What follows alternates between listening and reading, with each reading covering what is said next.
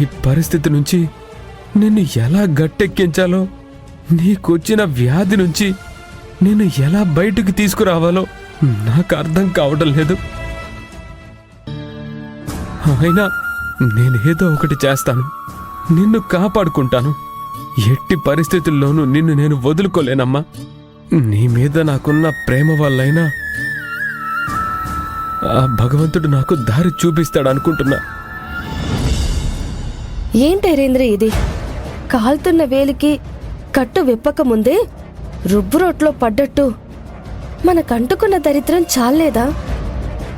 ఇప్పుడు అత్తయ్య గారి వల్ల ఇంకా నీచమైన దరిద్రానికి దిగజారిపోవాలా?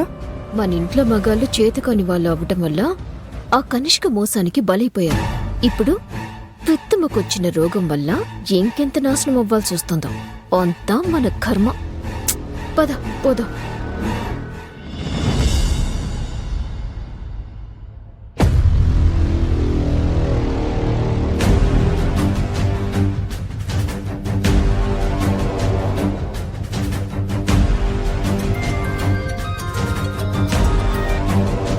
హలో, ఇదేనా నువ్వు చేస్తానంది?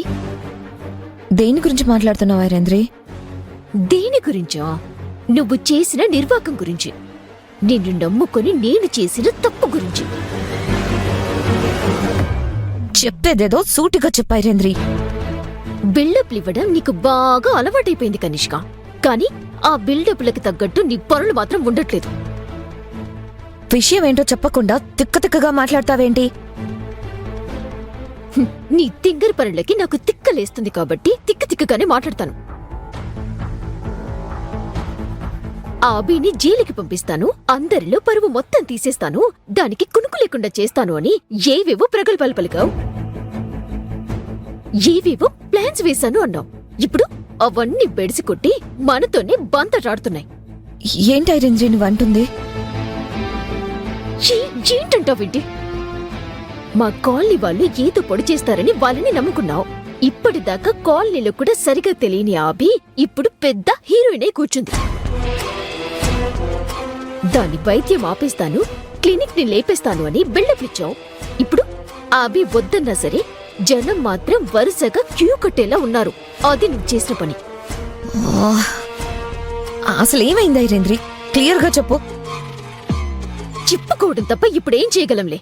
చెప్తాను విను.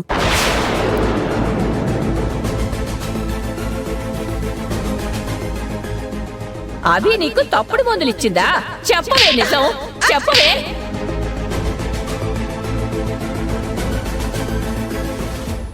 ఆ కనిష్క అనే ఆవిడ చాలా డబ్బులు ఎర చూపిస్తే మన కుటుంబం స్థిరపడిపోతుందన్న దురాశతో ఈ అభి అమ్మపై నింద వేసే సాహసం చేశాను. నువ్వు అభిని ఏం చేద్దామనుకున్నా, ఎలా చేద్దామనుకున్నా అది మాత్రం నీకే తిరిగి కౌంటర్ అటాక్ ఇస్తుంది. ప్లాన్ చేస్తే పకడ్బందీగా చెయ్యి. ఇలా చేతులు కాల్చుకొని ఆకులు పట్టుకునేలా చెయ్యకు.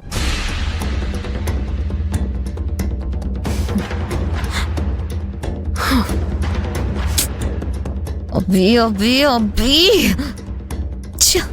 ఈ ప్లాన్ కూడా ఫెయిల్ చేసావే. నిన్ను ఎలా గ్యాప్ అయితే నీకు ఎప్పుడు స్పాట్ పెట్టినా తప్పించుకుంటూనే ఉన్నావు కదే. కనిష్క గారు, నాకిస్తానన్న అమౌంట్ ఏం చేయమంటే ఏం చేసుకొచ్చావు? అభిని ఎలాగైనా అరెస్ట్ చేసి ఊచలు లెక్క పెట్టేలా చేయమన్నాను కదా.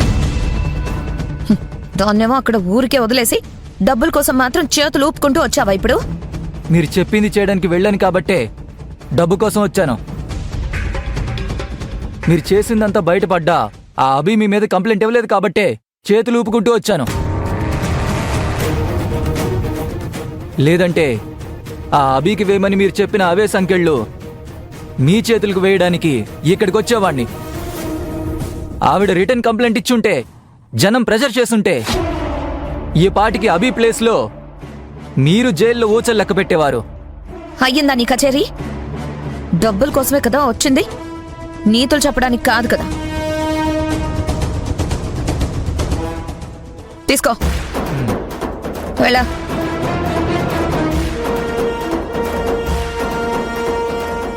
అభి రోజు రోజుకి నీ ఆగడాలు ఎక్కువైపోతున్నాయే. నేను చేసినవన్నీ వృధాగా మారిపోతున్నాయి.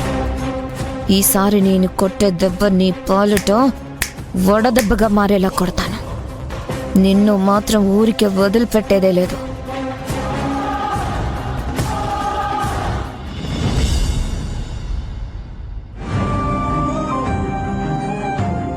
అమ్మా, పరిస్థితి ఇంత దారుణంగా ఉందని ఒక్క మాట చెప్పుంటే ఏదో ఒకటి చేసో, ఎవరినైనా అడిగో ట్రీట్మెంట్ చేయించడానికి ప్రయత్నం చేసేవాణ్ణి. కన్న తల్లికి ఇంతటి ఆపద తలెత్తినప్పుడు కన్న కొడుగ్గా నేనా మాత్రం కష్టపడకుండా ఎలా ఉండగలను?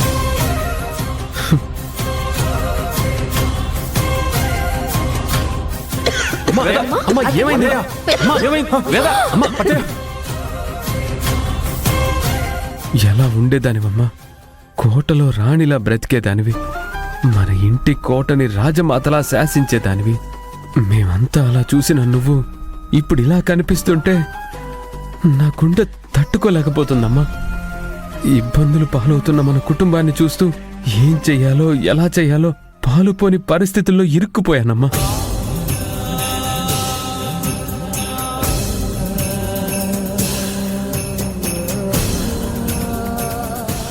బాధపడుతూ ఉంటే ప్రయోజనం లేదు. ఏదో ఒక ప్రయత్నం చెయ్యాలి.